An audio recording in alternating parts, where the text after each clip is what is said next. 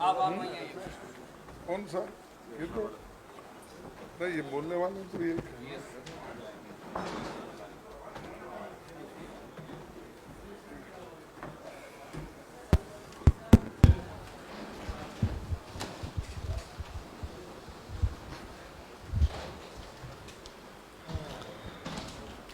नमस्कार साथियों, अखिल भारतीय कांग्रेस कमेटी की इस विशेष पत्रकार वार्ता में विपक्ष के नेता आदरणीय मल्लिकार्जुन खड़गे साहब, राजस्थान के मुख्यमंत्री आदरणीय अशोक गहलोत साहब, छत्तीसगढ़ के मुख्यमंत्री आदरणीय भूपेश बघेल साहब, पार्टी के महासचिव और सांसद आदरणीय मुकुल वासनिक, पार्टी के महासचिव आदरणीय पांडे जी, दिल्ली के प्रभारी और सांसद श्री शक्ति सिंह गोहिल जी का मैं स्वागत करता हूं। सच के संघर्ष की इस लड़ाई में वो, अगर मैं इस मंच के तजर्बे को गिनूं तो शायद भारत की जंग आज़ादी का जो कांग्रेस का इतिहास है 136 साल का, ये तजर्बा उसके बराबर है। और सार्वजनिक जीवन में जो लंबा तजर्बा प्रशासनिक और संगठनात्मक पदों पर आप सबका रहा है, और इंदिरा जी, राजीव जी, श्रीमती सोनिया गांधी जी, डॉक्टर मनमोहन सिंह जी, नरसिम्हा राव जी, उन सब के साथ आप सब ने कार्य किया है लंबे अरसे तक। मैं अनुरोध करूंगा कि सच के इस संघर्ष का बिगुल बजाने आप सब यहां उपस्थित हैं, और मैं सबसे पहले अनुरोध करूंगा कि आप अपनी बात रखेंगे। आदरणीय गहलोत साहब से हम शुरू करेंगे। चाचा जी का ये हुक्म है। तो एविडेंस में हो।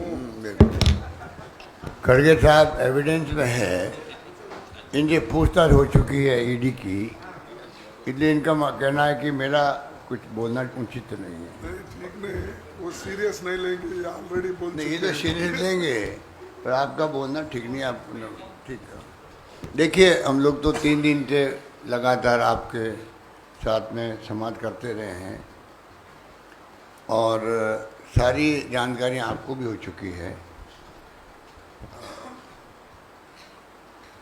आप लोग मेरी कई अनुभवी बैठे हैं यहाँ पर साथी। मीडिया की भूमिका बहुत बड़ी होती है, चौथा स्तंभ कहलाता है। तो आप देख लीजिए कि जो कुछ भी देश में हो रहा है, ऐसा मुझे भी 40-42 साल में पार्लियामेंट में आया हूँ, 80 से, तब से हूँ 42 साल से। तो केंद्रीय मंत्री भी रह लिए, पीसीसी प्रेसिडेंट रह लिए, AICC में रह लिए, मुख्यमंत्री तीसरी बार बन गए। मेरा मानना है कि जो कांग्रेस के शासन में लगभग 70 साल तक जो देश का स्वर्णिम इतिहास बना, आधुनिक भारत जो दिख रहा है, आज़ादी के वक्त क्या था, आज क्या है, आपको मालूम है। पर ये 8 साल का काला अध्याय है इतिहास में। इस 8 साल के इतिहास लिखा जाएगा तो काला अध्याय के रूप में लिखा जाएगा। काला अध्याय इसलिए कि संविधान की धज्जियाँ उड़ रही हैं, लोकतंत्र खतरे में है, पूरे देशवासी बहुत दुखी हैं, तनाव में हैं। आप विश्वास कीजिए, गली गली में तनाव है देश के अंदर, लोग समझ नहीं पा रहे हैं। सोशल मीडिया में देखते हैं, छोटे छोटे गाँवों के अंदर भी 200, 400, 500 लोग तो आराम से आक्रोशित होकर नारे लगा रहे, चाहे वो हिंदू हो चाहे मुस्लिम हो। ऐसा माहौल विस्फोटक बन गया। इसलिए राहुल गांधी जी ने जो कहा लंदन में कि केरोसिन छिड़क दिया गया है, इस बात को मैं समझता हूँ कि हम सबको समझ जाना चाहिए उनके मायने क्या थे। और वही हो रहा है, वही हो रहा। अभी दंगे बढ़ के आपने देखा, रामनवमी पे 7 राज्यों में दंगे भड़क गए, एक ही ट्रेंड है सब जगह। अभी जो शुक्रवार की नमाज पढ़ी गई तो जुलूस निकले, बड़े बड़े दंगे हो गए कई जगह। ये तमाम बातें जो है, देश में ऐसी स्थिति बन गई, करप्शन की तो हदें पार हो गई है। ये आरएसएस और बीजेपी के नेता लोग ईमानदार भी हैं उनके अंदर, इसमें कोई दो राय नहीं, पर बाकी लोग लूट रहे हैं देश को। करप्शन 10 गुना बढ़ गया है, ज़्यादा बढ़ गया है। इन बातों पे कोई ध्यान दे नहीं रहा है। इन सब बातों से ध्यान हटाने के लिए टारगेट किसको बनाएंगे? आज देश का तमाम विपक्षी पार्टी मान गई, देशवासी मान गए, एकमात्र राहुल गांधी है जो मोदी जी और उनकी सरकार का मुकाबला कर रहा है। अब तो जितने आप लोग लिख रहे हैं आर्टिकल, उसमें आने लग गया है एक व्यक्ति का नाम राहुल गांधी जो लगातार मुकाबला कर रहा है, और उन्हीं को मोदी जी, अमित शाह जी टारगेट बनाए हुए हैं। कोई कारण नहीं था कि आपने इस प्रकार से उनको नोटिस दिए, जबकि क्लियर कट मामला है। आप नोटिस, आपको ये सर्कुलेट किया है सुरजेवाला जी ने, आपको भी दे देंगे, सबके लिए ओपन है, वो तो कोई छिपाने वाली बात नहीं है। हमारा खुद का अखबार 37 में शुरू किया, आज़ादी की जंग के अंदर लगभग 5000 फ्रीडम फाइटर्स मेंबर बने उस ज़माने के अंदर। उसके बाद में की शुरुआत होती है आज़ादी जंग में, इसको एक बार बैन लगा दिया इसके ऊपर अंग्रेज़ों ने। उसके बाद में लगातार कमज़ोर होता गया, और जो मीडिया के अखबार कमज़ोर हो जाते हैं। आज देखिए कितने लोगों की तनख्वाहें कम कर दी है, छटनी कर दी है प्रिंट मीडिया ने भी और आपके विजुअल मीडिया ने भी। सबको मालूम है कि देश में क्या स्थिति है मीडिया की भी। ये अखबार को हम लोगों ने मांग करी सोनिया जी से, सालों से मांग करते आ रहे हैं, रिवाइव होना चाहिए वापस हमारा नेशनल हेराल्ड। उसका अपना एक ऐतिहासिक बैकग्राउंड है, आज़ादी जंग का भी और बाद का भी। उसको लेके हम लोग मांग करते रहे कि रिवाइव होना चाहिए, और 100 किस्तों में 90 करोड़ रुपये दिए गए, 100 किस्तों में। 2002 से मेरे ख्याल 2012 तक ऐसा कुछ है। अब बताइए 100 किस्तों में कभी 2 करोड़ के, 10 करोड़ के, 15 करोड़ दिए होंगे। कभी ये अखबार रिवाइव होना चाहिए। और मुझे मालूम है कि मिस्टर भार्गव थे जयपुर के अंदर, 15 साल से तनख्वाह नहीं मिल रही थी उनको, 15 साल से, तब भी वो जुड़े हुए रहे वहाँ पर। अखबार पूरी तरह चल नहीं पा रहा था।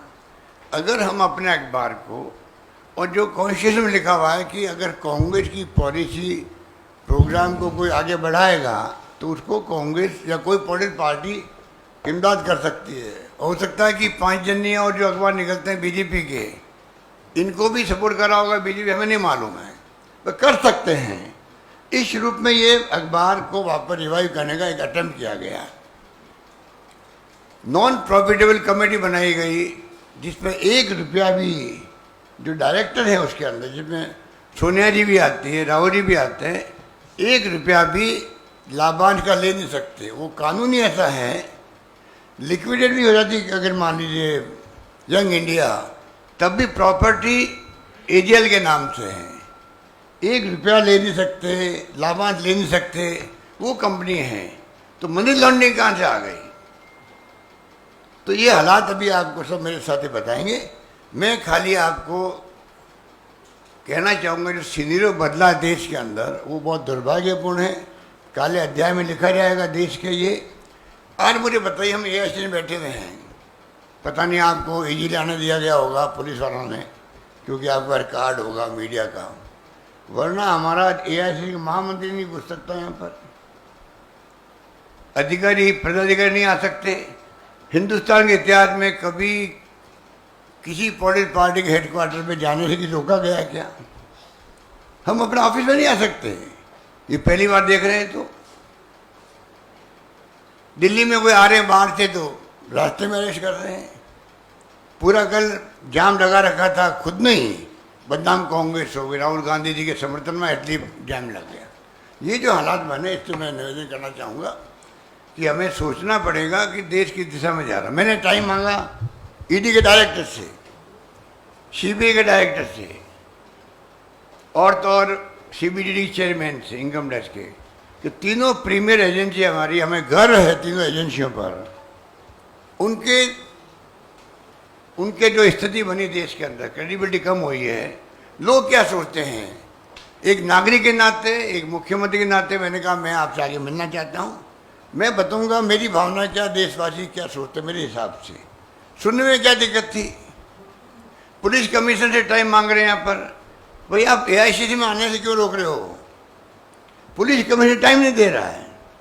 मुझे आश्चर्य हो रहा है, कांग्रेस शासन के अंदर हमेशा जब कभी बीजेपी वाले कोई पार्टी वाले टाइम मांगते थे, बिना कांग्रेस को पूछे हुए टाइम मिलता था। कलेक्टर हो, एसपी हो, डीजी हो या कोई भी हो, क्योंकि फैसला करना उसके हाथ में है। खाली सुनना ही तो है आपको खाली सुनना है।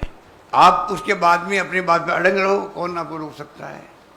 आप सुनने के लिए तैयार नहीं हो, टाइम नहीं दे रहे हो आप लोग। ये कहाँ की प्रक्रिया भाई है? क्या हो रहा है देश के अंदर? इसलिए कहने को हजार बातें हैं। खाली मैं इतना कहना चाहूँगा कि ईडी के जो नोटिस दिए गए हैं, ये तंग करने के लिए दिए गए, टारगेट करके दिए जा रहे हैं। और देशवासी देख रहा है, समझ रहा है, सुन रहा है। इंदिरा जी को भी जेल में डाल दिया था इन्हीं लोगों ने। आज जो सत्ता में है, ये भागीदार थे उस वक्त में जनता पार्टी के शासन के अंदर, नहीं भूलना चाहिए। जब मुरारी भाई देसाई बन गए थे प्राइम मिनिस्टर, इनके दबाव में मुरारी भाई देसाई को, गृह मंत्री को फैसला करना पड़ा। इंदिरा गांधी जी को निकाल दिया, पार्लियामेंट जीती हुई थी बाई इलेक्शन, जेल भेज दिया उनको। पूरे देश के अंदर जेल भरो अभियान हो गए थे उस वक्त में, हम लोग सब जेल गए थे। तो मैं निवेदन करना चाहूँगा, ये जो हरकतें कर रहे हैं ये लोग, इनके भारी पड़ेगी। जनता सब समझ चुकी है इनकी अप्रोच को। और आप देखेंगे कि ये तरीके जो है, ये डेमोक्रेसी को ख़त्म कर रहे हैं। आज बुलडोजर चल रहा है एक के यहाँ पर, कहीं वो बुलडोजर और किसी का घर चल सकता है। ये कोई कानून है क्या? राज कानून का रहेगा, हम सब सुरक्षित रहेंगे। अगर कानून का राज ही खत्म हो जाएगा तो कोई सुरक्षित नहीं है। किसके यहाँ पर क्या हो जाए कोई नहीं कह सकता है। कानून है, संविधान है, उसे देश चलता है। इसलिए मेरा निवेदन यही है कि आज हम लोग जो बैठे हैं, आपको ये सभी मेरे साथी अपनी बात कहेंगे। आपको मैं निवेदन करना चाहूँगा, कल मैंने कहा एक बात कह के मैं अपनी बात समाप्त करता हूँ प्रधानमंत्री जी के लिए।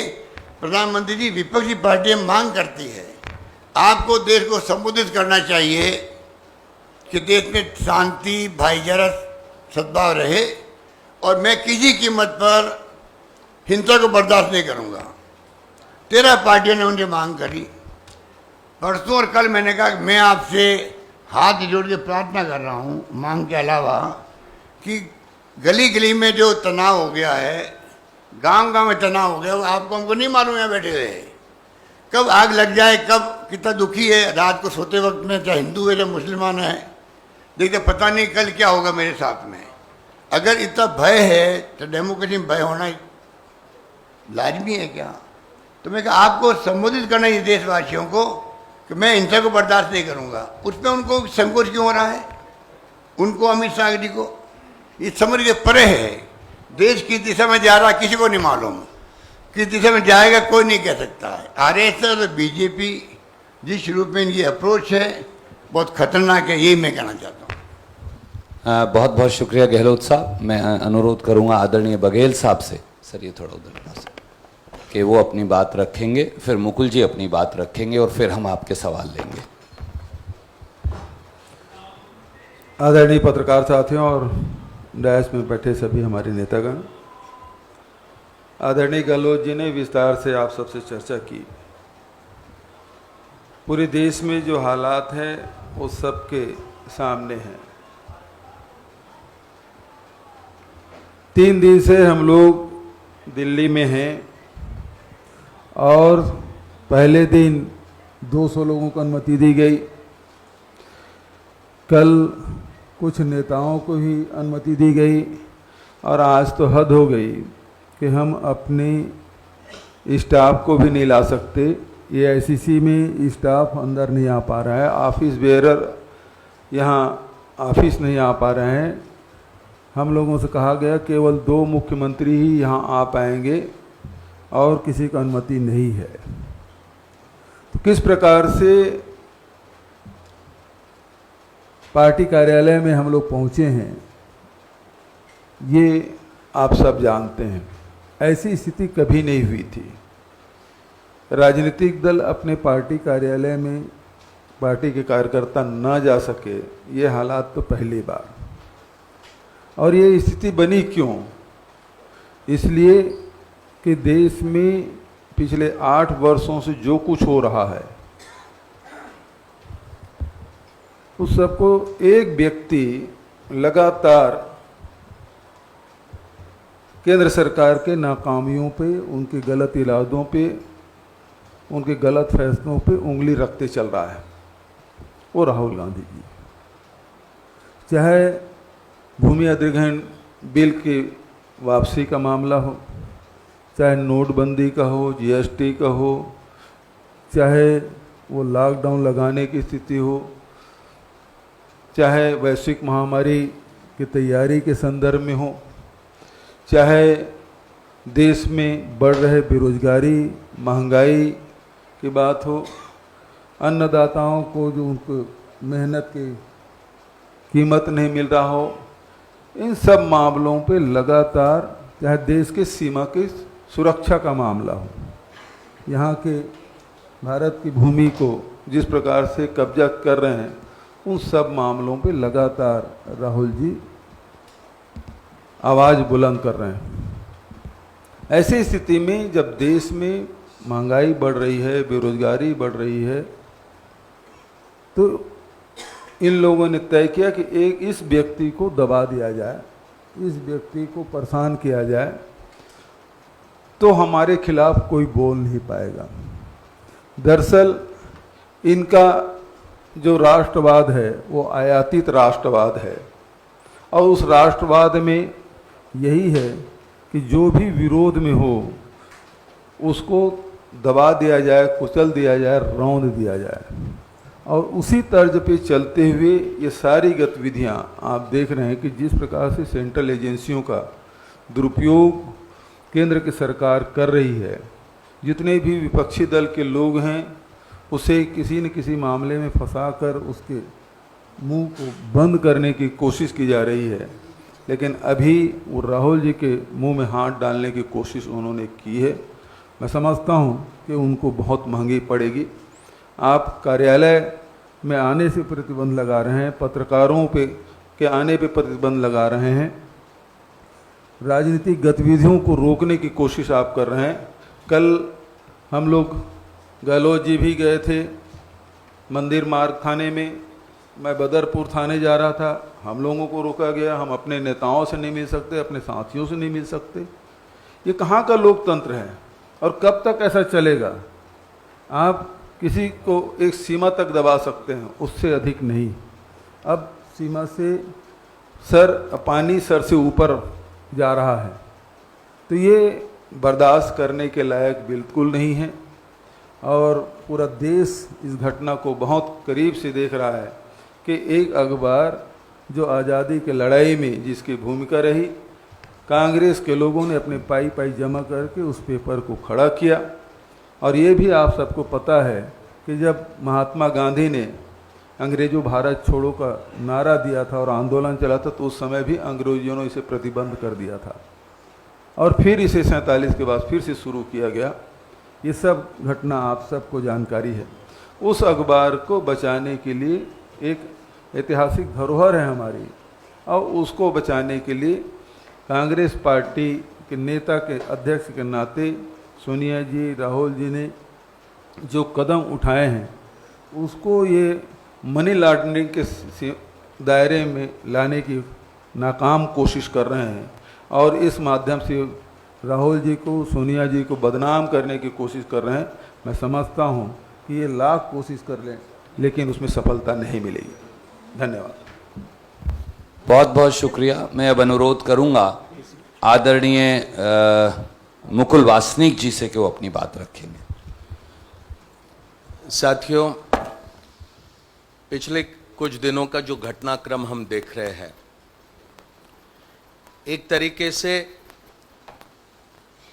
भारतीय जनता पार्टी के नेता और वर्तमान प्रधानमंत्री, जिन्होंने एक समय कहा था कि हम कांग्रेस मुक्त भारत बनाएंगे, आज उसी दिशा में कदम बढ़ाने की कोशिश पूरी ताकत के साथ करने का काम केंद्र की सरकार कर रही है। इस तरह से मैं कहूंगा तो वो अतिशयोक्ति नहीं होगी।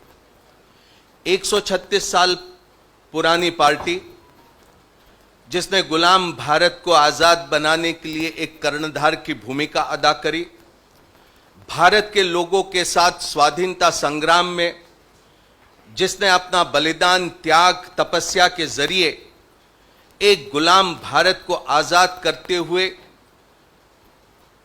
उसके निर्माण की जबरदस्त मजबूत ऐसी बुनियाद रखी, सभी समाज को एक साथ लेकर इस मुल्क में किस तरह से लोकतंत्र रहेगा, किस तरह से समाजवाद रहेगा, किस तरह से भाईचारा रहेगा, किस तरह से धर्मनिरपेक्षता रहेगी, ऐसी जो बुनियाद भारतीय राष्ट्रीय कांग्रेस ने रखी, उसके विपरीत आज जो केंद्र में बैठे हैं वो काम करने की कोशिश कर रहे हैं। यहां पर अशोक जी ने, बघेल जी ने, रणदीप जी ने बताया, भारतीय राष्ट्रीय कांग्रेस का 24 अकबर रोड यह हमारा राष्ट्रीय मुख्यालय है। पुलिस ने इसे एक छावनी की तरह पूरी तरह से तब्दील कर दिया। यहां कोई आ नहीं सकता, यहां से कोई जा नहीं सकता। यह एक राजनैतिक पार्टी का कार्यालय है, राष्ट्रीय मुख्यालय है। क्या हमें पुलिस की इजाजत लगेगी? क्या हमें यहां केंद्र सरकार की इजाजत लगेगी? क्या हमें प्रधानमंत्री जी की इजाजत लगेगी? क्या हमारे राष्ट्रीय मुख्यालय में हम आ सकते या नहीं आ सकते, क्या आप हमें बताएंगे?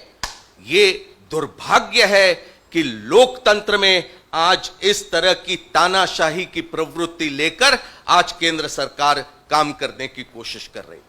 राहुल गांधी जी ने लगातार कहा, मैं हर सवाल का जवाब देने के लिए तैयार हूं। कोई सवाल ऐसा नहीं कि जिससे मैं मुखर कर दूंगा, मैं हर सवाल का जवाब दूंगा। 21 घंटों से भी अधिक का समय एनफोर्समेंट डायरेक्टरेट ने कल और परसों 2 दिन में लिया। कई सारे सवाल पूछ लिए होंगे, आज फिर पूछने के लिए बुलाया है। राहुल गांधी जी कोई सवाल का जवाब देने से नहीं डरेंगे। ये राहुल गांधी जी के ऊपर, ये सोनिया गांधी जी के ऊपर कार्रवाई चल रही है, ये ऐसा हम नहीं मानते। हम मानते हैं कि भारतीय राष्ट्रीय कांग्रेस को, जिसने स्वाधीनता आंदोलन में सबसे अहम भूमिका निभाई और जो राष्ट्रीय स्वयंसेवक संघ और भारतीय राष्ट्रीय भाजपा के मंसूबे के बीच एक बहुत बड़ी रुकावट है, ये उस राजनीतिक दल के ऊपर एक जबरदस्त प्रहार करने की कोशिश कर रहे हैं। कल मैं भूपेश बघेल जी के साथ बदरपुर पुलिस स्टेशन की ओर निकला हुआ था। इनके काफिले को दिल्ली पुलिस का एस्कॉर्ट लेकर आगे चल रही थी। वहां पर हमारे अधीर रंजन चौधरी, लोकसभा में कांग्रेस के नेता, हमारे एआईसीसी में महामंत्री संगठन के केसी वेणुगोपाल जी और तमाम हमारे दूसरे साथी वहां बदरपुर पुलिस स्टेशन में थे। कुछ हमारे साथियों की तबीयत वहां पर खराब हुई, इसकी जानकारी हमें मिली। ये काफिले को लेकर हम निकले 10-12 किलोमीटर दूर अपोलो हॉस्पिटल के सामने बीच सड़क पर दिल्ली पुलिस ने भूपेश बघेल जी को रोक दिया। क्यों रोक दिया? उनसे और के जरिए उन्हें रोकने की कोशिश हुई। एक मुख्यमंत्री तो दूर, एक आम आदमी को आप चलने से नहीं रोक सकते, यहां तो छत्तीसगढ़ के मुख्यमंत्री को रोक दिया। आखिरकार वहां पर ट्रैफिक बहुत बड़ी तादाद में जाम हो गया और फिर उसके बाद जब हमने ये महसूस किया कि अपोलो हॉस्पिटल में वो मरीज जो वहां पर कुछ इलाज के लिए जा रहे थे, उन्हें तकलीफ पहुंच रही है, तो हम फिर अपना रास्ता यहां कार्यालय में फिर लौटने के लिए हमने ले लिया। इस तरह से अगर दिल्ली में, भारत की राजधानी में, भारत के किसी मुख्यमंत्री के साथ अगर ऐसा सुलूक होगा तो भारत के आम आदमी के सामने कैसी परेशानियां हैं। हर वो वादा जो मोदी जी ने 2014 में किया, कल परसों की बात, 10-15 लाख रोजगार की उन्होंने ऐलान करी, लेकिन 2014 में 2 करोड़ की बात करी थी। आज 16 करोड़ से अधिक नौजवानों को रोजगार मिलना था, उसे आज वो भूल गए हैं। वहां पर महिलाओं की सुरक्षा की बात करी थी, किसानों को उनके फसल को किस तरह से दाम मिलेंगे, ये एक बड़ा वादा उन्होंने किया था। बेरोजगारी हटाएंगे, सबको लेकर साथ चलेंगे, ये सारे वादे वो आज भूल चुके हैं। पिछले 31 साल में जो महंगाई नहीं हुई, उस तरह की महंगाई आज हिंदुस्तान में हुई है। उसके लिए केंद्र सरकार पूरी तरह से जिम्मेदार है। ये सारे विषयों से ध्यान हटाने के लिए आज इस तरह से कार्रवाई ये केंद्र सरकार ईडी के जरिए कर रही है। ईडी, सीबीआई, इनकम टैक्स महज अब केंद्र सरकार के नहीं, भारतीय जनता पार्टी और आरएसएस के अग्रिम संगठन की तरह वो काम कर रहे हैं। ये भारत के लिए बहुत दुर्भाग्यपूर्ण है।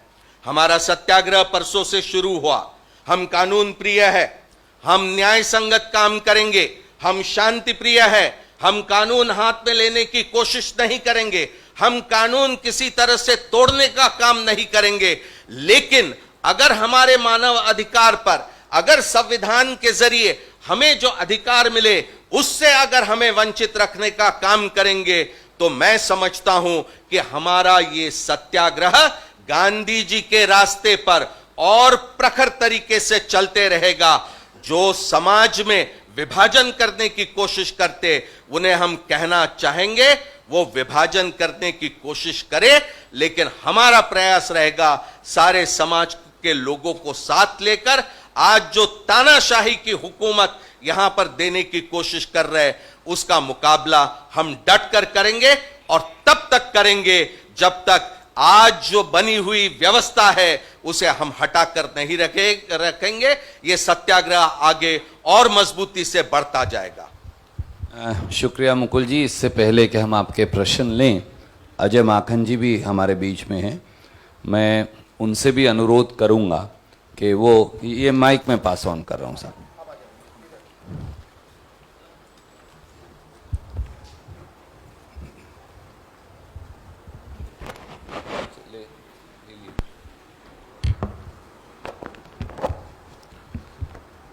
बहुत ही विस्तार से हमारे वरिष्ठ नेताओं ने यहाँ पे सारी बात रखी है।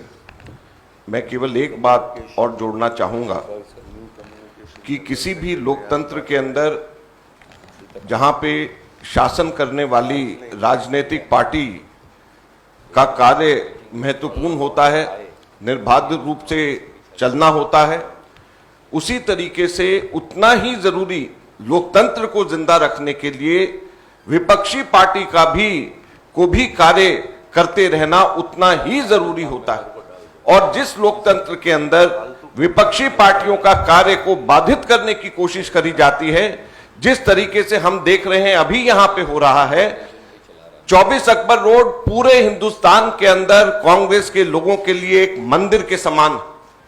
यहां पर हमारा ये लोकतंत्र के मंदिर को जिस तरीके से इसके ऊपर एक तरीके से हमला किया जा रहा है, जब यहां पर छावनी के रूप में इसको तब्दील किया जा रहा है, तो मैं समझता हूं कि हिंदुस्तान का कांग्रेस का कार्यकर्ता इसको सहन नहीं करेगा और सड़क के ऊपर उतर करके लड़ेगा। मैं केंद्र सरकार को यह चेतावनी देना चाहता हूं कि लोकतंत्र को बाधित ना करें, लोकतंत्र को कार्य करने दें। और लोकतंत्र का कार्य तभी चलता है जबकि यहां पर विपक्ष पार्टी कार्य करे। विपक्ष पार्टी के कार्य को बंद करके आप लोकतंत्र को नहीं चला सकते। यही हम लोग कांग्रेस पार्टी के सभी लोग यहां पर आज कहना चाहते हैं। धन्यवाद। बहुत बहुत शुक्रिया माखन साहब। Will take question one by one. Siddharth.